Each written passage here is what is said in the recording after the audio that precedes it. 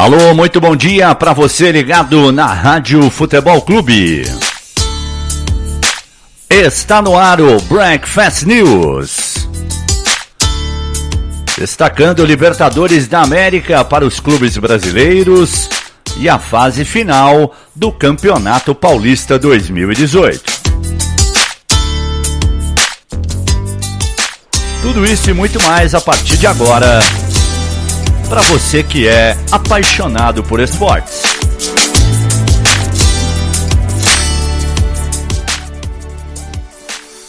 Comigo, o comentarista Fábio Salgueiro. Bom dia, Salgueiro. Bom dia, Lima. Um abraço a você, o amigo apaixonado por esporte. Muitos assuntos bons, vamos analisar, vamos debater todos eles aí. Muita coisa acontecendo no mundo da bola. É verdade. Ontem, infelizmente, né, teve a morte do Bebeto de Freitas. Nós trazíamos a informação no Click Time por volta de 4h10 da tarde, né? O Bebeto com 68 anos, estava fazendo um trabalho de gestor no Atlético Mineiro, apresentando o time de futebol americano lá na cidade do Galo e, lamentavelmente, sofreu um infarto fulminante e acabou falecendo. Realmente o esporte, né, brasileiro está de luto. Bom, falando do futebol, ontem o Vasco da Gama tropeçou, né? Pouca gente poderia imaginar. Claro que os que não gostam do Vasco estavam secando, né, o time do Vasco, mas havia a expectativa de um bom começo em casa, contra a Laú, né, a Universidade do Chile, e acabou perdendo por 1-0 e mais um brasileiro começa mal a Libertadores. Só o Palmeiras mesmo até agora, hein, Salgueiro?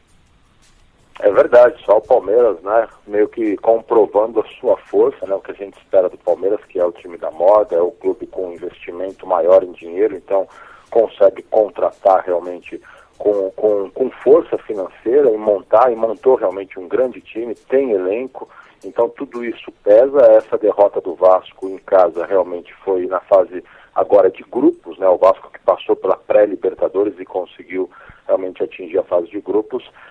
É preocupante porque a gente sabe realmente que você sair perdendo num jogo em casa é muito complicado, até porque a tabela realmente para o Vasco não é uma tabela favorável. O grupo é um grupo muito forte, tem o Racing, tem o Cruzeiro, tem a Universidade de Chile, a gente pode considerar esse grupo como o grupo da morte, né? E o próximo jogo do Vasco, em que o Vasco vai ter que buscar realmente a sua redenção, aí buscar realmente uma vitória para compensar essa derrota em casa, é nada menos que contra o Cruzeiro, um clássico nacional cheio de rivalidade, e o Cruzeiro que eu reputo uma das equipes favoritas aí a chegar nas finais da Libertadores. É verdade. Bom, o Vasco teve alguns casos de virose no elenco, né? O Wagner foi o que sentiu mais, teve que ser substituído, ficou com febre.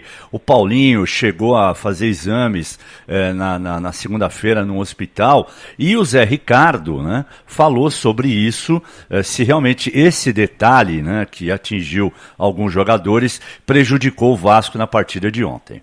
Em relação ao que aconteceu com alguns atletas antes, não é desculpa pra gente, mas certo é que o Wagner passou mal no intervalo, né? Sentiu febre, teve febre, a gente acabou tendo que fazer a substituição e, enfim, mas isso não é determinante. Determinante realmente foi um jogo bastante estudado, bastante truncado em alguns momentos, e a Laú acabou aproveitando uma oportunidade que teve ali numa jogada isolada de bola lateral. Complica um pouco, né, Salgueiro? O time do Vasco também não é nenhum super time, ainda com alguns jogadores abaixo fisicamente, com esse problema de virose, isso aí atrapalha, né? Atrapalha demais, né, mas você sabe que o Vasco me surpreendeu na fase de grupo, na fase de pré-Libertadores, quando passou realmente, porque vinha de um processo realmente de perder alguns jogadores importantes e conseguiu dar uma retomada. O Zé é muito bom treinador, ele deu uma amenizada com relação a essa crise de virose que o Vasco sofreu, mas sem dúvida nenhuma pesa demais. E o Vasco não fez um mau jogo. Na verdade, o Vasco fez um jogo equilibrado, ele falou bem aí, o jogo foi muito disputado, muito pegado no meio, ficou muito truncado o jogo na maior parte do tempo. O problema do Vasco é que não teve força de ataque. não teve realmente força para agredir o adversário. E aí, num cochilo da defesa, acabou tomando o gol no final, o que realmente aí agravou num grave prejuízo para o Vasco, aí essa derrota em casa, logo na largada da fase de grupos. E agora, só para se atentar a um detalhe, o próximo duelo do Vasco, que eu já antecipei aqui, que vai acontecer no dia 4 de abril, no Mineirão contra o Cruzeiro, vai colocar duas equipes brasileiras, né, disputando aí realmente a busca pela primeira vitória na competição, lembrando que o Cruzeiro perdeu na estreia também da Libertadores, então vão ser duas equipes aí precisando dar uma resposta positiva, ou seja, vencer, o que aumenta ainda a pressão para cima dos dois clubes brasileiros. O Cruzeiro tomou de 4, né, lá do Racing, lá na Argentina, e o Vasco perdeu em casa. Outro que entra em campo hoje pela Libertadores é o Flamengo, né? O Mengão joga em Quito, mas fez a sua preparação em Guayaquil, né? Porque Guayaquil é nível do mar, Quito tem altitude de 2.800 metros, né, acima do nível do mar. O Carpegiani ontem meio que se sentiu em casa, ele teve uma passagem meio rápida, mas chegou a trabalhar no Barcelona de Guayaquil, e o Flamengo treinou exatamente no estádio, né, do Barcelona de Guayaquil, visando a partida de hoje contra o Emelec, né, o Flamengo que empatou em casa com o River Plate e joga fora hoje. E o Flamengo não vai poder contar com o Hever, né, e o Carpegiani ontem, conversando com a imprensa brasileira que está lá em Guayaquil, falou sobre a ausência desse jogador. É um jogador muito importante, já desde o ano passado já vem provando dentro do Flamengo. Mas nós temos outros, nós temos um grupo e vamos usar da melhor maneira. Lamentamos que ele não esteja presente no jogo tão importante, tão decisivo, mas tem o Rodolfo, que eu tenho confiança total nele. Vai fazer muita falta o Hever, Salgueiro? Faz sim, principalmente pelo fato de ser um jogo fora, né? Um jogo complicado em que o Flamengo deve sofrer pressão. Quando se fala em altitude, o jogador brasileiro realmente eu acho que já vive um drama particular antecipado, isso é muito ruim, os times brasileiros não costumam se dar bem na altitude. É um jogo encruado de um grupo muito disputado também, esse grupo 4, viu? Realmente, olha, Emelec, o Santa Fé, teoricamente estão abaixo de River Plate e Flamengo, mas jogando em casa principalmente, eles vão impor muitas dificuldades. O que conta aí a favor do Flamengo nesse grupo 4 é que a primeira rodada apresentou 2 empates, então está todo mundo empatado com 1 ponto. Então o Flamengo pode sair com o Emelec diante da ausência do Hever, diante da altitude, pode sair para especular realmente um empate, até porque na próxima partida, pela terceira rodada, ele vai ter o Santa Fé em casa, aí com uma vitória ele pode realmente assumir não só a liderança, mas de repente a segunda posição e ficar numa situação confortável. O Flamengo tem que ser inteligente, tem que jogar realmente para não perder.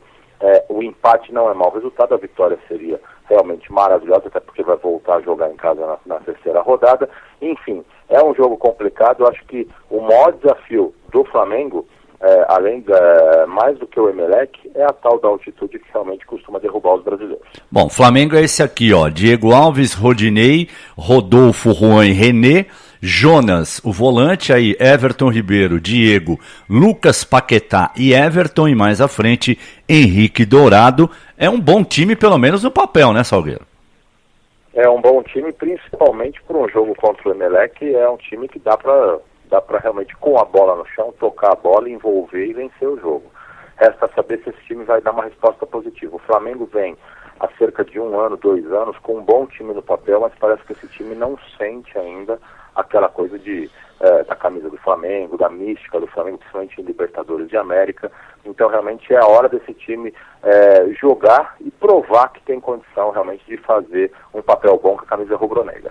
Bom, hoje tem o Corinthians também em campo, né, contra o Deportivo Lara, time da Venezuela, que era tido aí antes de começar a Libertadores como a galinha morta do grupo, né, e logo de cara ganhou do Independiente. Tudo bem que o jogo foi na Venezuela, mas mesmo assim, todo mundo imaginando uma vitória do time argentino, né, o rei de Copas, o maior vencedor de Libertadores, perdeu de 1-0, né, e o Deportivo Lara é o líder do grupo, né, porque Corinthians e Milionários empataram na Colômbia. Então hoje o Corinthians em casa vai ter que fazer lá a chamada lição de casa para se manter bem aí nessa primeira fase da Libertadores.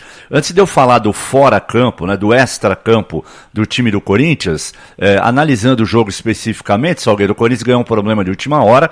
O Jadson, com dores na coxa direita, né, ele já havia sido poupado do jogo de domingo contra o Botafogo em Ribeirão Preto. O Jadson não vai jogar. Então, o Carille escalou o Sheik e o Corinthians fica assim, ó, Cássio, Fagner, Balbuena, Henrique, Sid Clay, Gabriel e Maicon, a dupla de volantes, já que o René Júnior também está machucado, Romero, Sheik, Rodriguinho e Cleison. O que dá para esperar desse time hoje? Olha, essa lesão do Jadson é uma lesão preocupante, né? Porque sem o Jadson o Corinthians perde essa aproximação. O Rodriguinho trabalha muito bem pelo lado esquerdo, o Jadson caindo pelo lado direito, ele faz essa ligação muito forte e chega com força, e o Corinthians perde uma coisa que é importante, um detalhe que é importante nesses jogos de Libertadores, que são os jogos amarrados, que é a bola parada, né? O Jadson tem uma batida de bola legal, não só para o gol, mas também para assistência dentro da área, essas bolas de lateral de campo, escanteios, enfim. Então é um peso, realmente, é uma coisa que preocupa.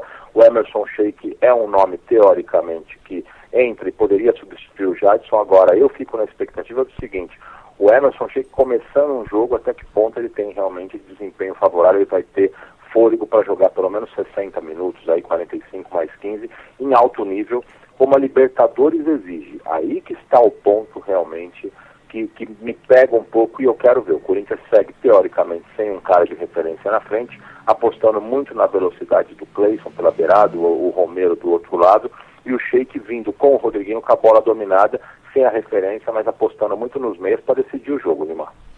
Muito bem, fora do campo, ontem o Corinthians avançou na negociação para ter o Zeca, né? O jogador que entrou na justiça para ficar liberado do vínculo que tinha com o Santos. E aí ficou uma confusão, o Corinthians já dando a negociação como praticamente certa e tal. O William Machado, ex-jogador do Corinthians, ex-comentarista esportivo e hoje dirigente do Santos, declarou que o Corinthians corre riscos nesta negociação, mas que ele não ficou surpreso com a investida corintiana sobre o Zeca. Não surpreendeu, porque o Corinthians já tinha demonstrado interesse em contratar o atleta, inclusive tinha contactado o Santos tentando um acordo, coisa que não aconteceu. No entendimento do Santos, os valores oferecidos não eram os ideais, por isso não houve acordo naquele momento, e agora o Corinthians se baseia numa decisão jurídica, sabendo também que tem um risco em cima disso, mas infelizmente o futebol nesse aspecto vai ficar para os advogados resolverem. Bom, se o William entende que o Corinthians corre risco, o Duílio Monteiro Alves pensa diferente. O nosso jurídico está analisando a decisão que foi dada ontem a favor do atleta, analisa isso como um risco muito pequeno para o Corinthians, para que isso seja revertido, mas mesmo assim o Corinthians não correria nenhum risco. O negócio sendo concretizado, a responsabilidade de valores, caso o Corinthians tenha, o atleta perca na justiça no decorrer do processo, seria responsabilidade integral do atleta e de seu empresário. O Corinthians está na dele, né? Tá fazendo um acordo com o Zeca, assim, ó, se lá na frente o Zeca tiver aí uma reversão do quadro e o vínculo voltar para o Santos, o Zeca e o empresário que vão ter que se acertar com o time de Vila Belmiro. O que você pensa aí desse imbrógliozinho, né, que surgiu entre Corinthians e Santos? Com toda certeza o Corinthians está se protegendo, né, com as cláusulas do contrato. É muito ruim você falar em justiça, falar em contrato, isso não combina em nada com o esporte, pelo contrário.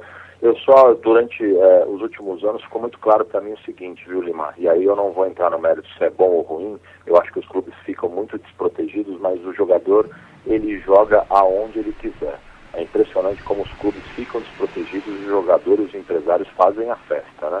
Mas tirando isso, e falando mais com relação ao Zeca, um reforço maravilhoso caso se concretize, caso assine contrato com o Corinthians e caso possa jogar.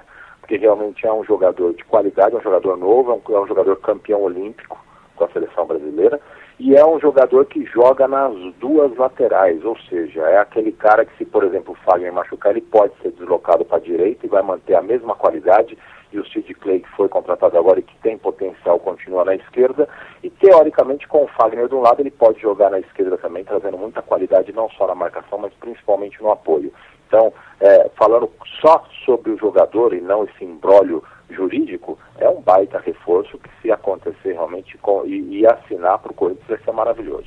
Bom, a multa, se realmente tivesse que ser paga, geraria em torno de 50 milhões, né, de reais.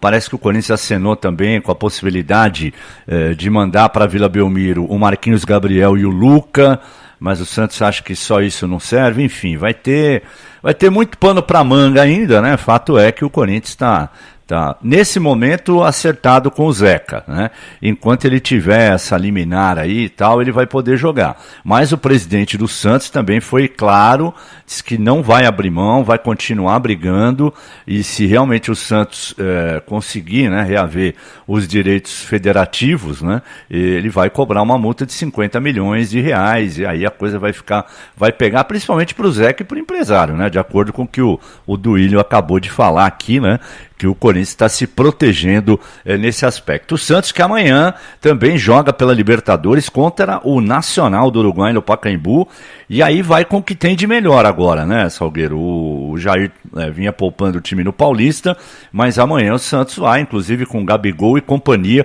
o garoto Rodrigo também confirmado como... aliás, o ataque vai ser Eduardo Sacha, Gabigol e o Rodrigo, né? Até porque, como o Santos perdeu na estreia, amanhã é vencer ou vencer, não é, Salgueiro? Deixando claro que a grande obsessão do Santos, ou o grande foco é a Libertadores, o estadual está aí só para cumprir tabela, talvez uma fase de final agora, realmente, sem a Libertadores no caminho, o Santos possa dar uma atenção maior. É sempre assim, é o mesmo cenário todo ano, todo início de temporada. Agora o Santos vai com pressão, vai com o que há de melhor, e ganha-se muito quando tem o Gabigol no ataque. Não tem o Bruno Henrique ainda, esse ataque Bruno Henrique, Gabigol e Sacha é um ataque que eu quero ver em ação, que realmente vai ter muita qualidade. Agora, o Santos que perdeu na estreia e o Santos que perdeu o último jogo do Paulistão. É verdade que era com as reservas, mas o torcedor não quer saber disso, então o Santos vai com o que há de melhor, mas sem dúvida nenhuma vai pressionado tendo que vencer.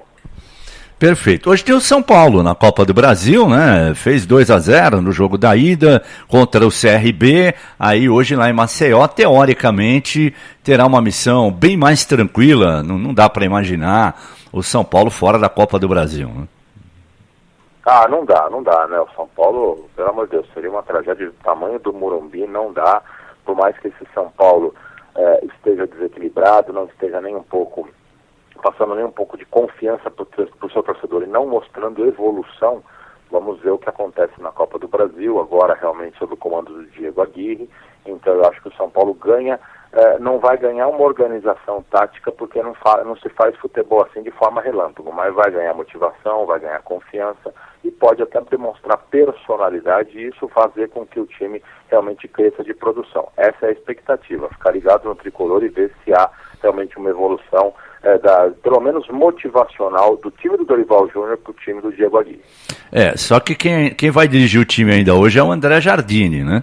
Embora o Aguirre já tenha comandado treinos, tenha praticamente definido o time, mas no campo o Jardine estará comandando o time, que terá Jean, Militão, Anderson Martins voltando, é novidade, né, no lugar do Arboleda, Rodrigo Caio e Júnior Tavares, Jusilei também retornando, Petros e Cueva, Marcos Guilherme, Trellis, aí sendo fixado como atacante, como titular, e o Valdívia, que com o Diego Aguirre, com certeza, vai ser titular nesse time do São Paulo. Eu não tenho nenhuma dúvida, você tem?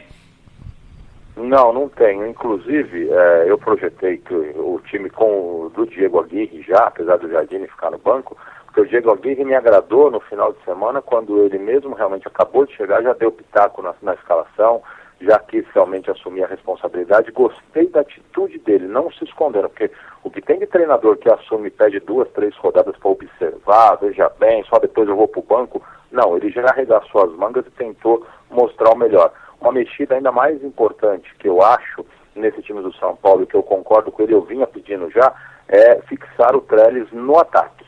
O São Paulo precisa ter uma referência, o Trellis sabe fazer gol, muitos torcedores falam, mas ele não sabe dominar nenhuma bola. O Serginho Chulapa não sabia quase dominar uma bola e fazia gol para lá e para cá. O Casagrande também não era altamente técnico, fazia muito gol, ou seja, temos o Trellis, fixamos ele lá e o São Paulo ganha em referência e ganha realmente em poder de fogo no ataque. Então já gostei também dessa mexida do Diego Aguirre.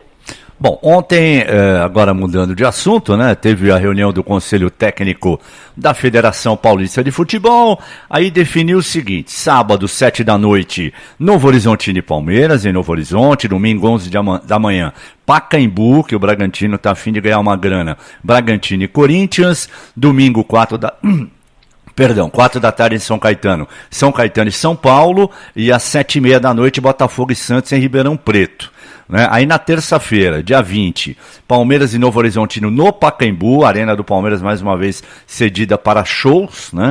Então o jogo vai ser no Pacaembu, terça, 8h30 da noite. Na quarta-feira, 2 jogos, Santos e Botafogo, 7h30 na Vila Belmiro, Corinthians e Bragantino, 21h45 na Arena do Corinthians, e quinta-feira, São Paulo e São Caetano no Morumbi, 9 da noite. Aí, com essa história do Bragantino levar o jogo para o Pacaembu, isso irritou demais o presidente do Palmeiras, né? Mas ao mesmo tempo ele mesmo admite, né, que faz parte do regulamento, todo mundo assinou. Vamos ouvir o Gagliotti. Eu acho que nós não deveríamos ir por esse caminho. Eu contestei, respeitando a todos, mas não é uma decisão que o Palmeiras compartilha, que o Palmeiras aprova. Nós inclusive discutimos na reunião que isso nós deveríamos ter tratado e definido quando foi aprovado o regulamento. Sem dúvida nenhuma, eu acho que é uma falha, nós temos que admitir que nós falhamos na aprovação do regulamento, porque se isso hoje está no regulamento é porque foi aprovado e nós aprovamos, mas nós temos que repensar e refletir para o ano que vem, para esse tipo de coisa não acontecer mais. Nesse ponto eu concordo, tem que refletir para o ano que vem, mudar o regulamento, eu também acho errado isso, mas como está no regulamento também não adianta chiar. Só que aí, no final da tarde de ontem, surgiu a informação que a Polícia Militar não quer o jogo domingo de manhã no Pacaembu, porque vai ter um evento ali, uma corrida ali próxima ao estádio, né? Um tipo de uma meia maratona, alguma coisa parecida com isso, e também haveria o confronto de torcedores do Corinthians chegando pro Pacaembu, saindo do Pacaembu a 1 da tarde, ali na estação Barra Funda do metrô, e São Paulinos indo para São Caetano, enfim. E aí, Salgueiro? É impressionante como os dirigentes sentam no ar-condicionado, definem tudo e eles não olham à sua volta, né? Eles olham só para o próprio umbigo, impressionante. Eles não se tocaram, não consultaram a PM, e eu tenho sérias críticas à PM também, acho que a PM ela passa recibo realmente que não consegue controlar 2 torcidas. Eles não se tocaram que teria essa corrida de rua no Pacaembu e que as alamedas vão estar fechadas, a Avenida Pacaembu vai estar fechada, e aí eles definem tudo de acordo com os interesses da televisão, e aí fica nessa incógnita, realmente nessa mudança aí que vai ser necessária, porque quando a polícia não quer, não adianta. A gente fica nessa expectativa. O torcedor não consegue se programar para ver o seu time de coração aí no final de semana. A imprensa fica também essa coisa de não saber o que está acontecendo e as notícias. Ontem a Federação Paulista, a resposta padrão é o seguinte: não fomos notificados. É muito fácil, né? Então, quer dizer, é aquela coisa, o amadorismo é total, o erro de gestão vem da parte da federação e contamina os clubes, e aí é muito complicado. Com relação ao Gagliotti, ele está certo em falar que isso é ruim, e é ruim mesmo, a gente bate mesmo essa troca de mando de campo, né, do Bragantino, teoricamente vender seu campo e jogar no Pacaembu, coisa que favorece o Corinthians, porque realmente o Pacaembu sempre foi a casa do Corinthians, né? Hoje é a segunda casa, a primeira é a Arena. Agora, por outro lado, as declarações dele é jogar para a torcida, né? Falar que fez beicinho, falar que realmente tentou ir contra, que reclamou e tal. Não adianta reclamar, lá atrás assinaram, lá atrás deram anuência, isso é imoral, é contra o esporte, não tem nada a ver com o espírito esportivo, desequilibra a competição, é muito ruim.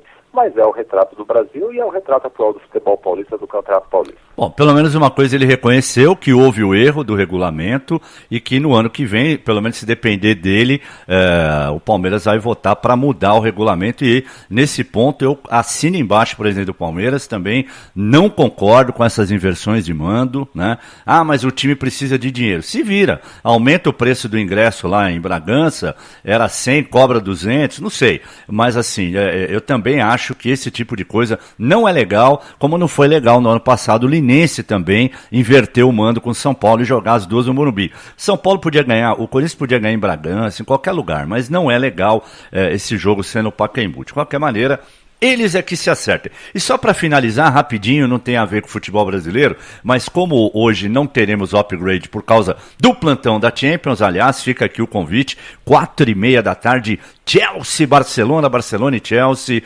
Besiktas e Bayern de Munique, estarei com o Salgueiro aqui no plantão da Champions. E quem foi o herói do jogo ontem lá em Manchester, Salgueiro?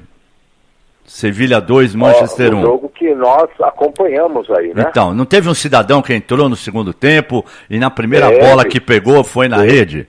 Um tal de Ben Yedder, você lembra dele ou não? Ele só faltou fazer chover, né? Então, e aí depois do jogo, ele feliz da vida, falou assim do confronto dele com o De Gea. On sait que c'est un grand gardien, on sait que De Gea est l'un des meilleurs gardiens au monde et j'y allais avec l'instinct, sans rien penser, jouer à fond, même si c'est Manchester United, donner le maximum, ne pas penser à que ça soit une grande équipe, vivre l'instant présent, vivre le moment présent, et c'est ce que j'ai pensé. Ele disse assim, ó, o De Gea é um dos melhores goleiros do mundo, é um grande goleiro, mas na hora, cara, eu nem pensei em nada, eu só fiz o meu melhor, né, fiz aquilo que eu podia fazer, eu sou um cara que eu vivo muito o momento e também estava pouco me importando se do outro lado estava o Manchester United ou não, eu fiz aquilo que eu sei fazer, dei o meu melhor e as coisas aconteceram, e aconteceu, né, que ele marcou os 2 gols da vitória e quase marcou um terceiro, realmente arrebentou o francês Ben Yedder ontem na cidade de Manchester. Portanto, fica aqui o convite, 4h30 da tarde o plantão da Champions e a qualquer momento o Click Time atualizando as informações do futebol, principalmente essa história aí, se Bragantino e Corinthians vão ou não jogar domingo às 11 da manhã no Pacaembu. Então, um grande abraço e até mais no plantão da Champions, Salgueiro. Até mais, até daqui a pouco, na verdade, o plantão da Champions promete demais hoje, Barcelona e Chelsea, que jogaço, né? E só para registrar, nós acompanhamos ontem de perto, realmente, a vitória do Sevilha, maravilhosa sobre o Manchester United, e o Mourinho, após o jogo, disse o seguinte: não quero drama, não tenho tempo para isso.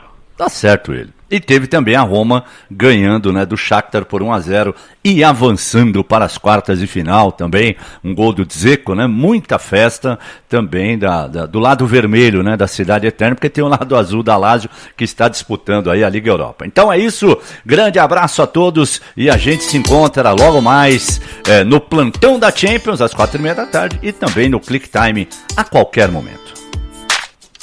Rádio Futebol Clube. Somos apaixonados por esportes.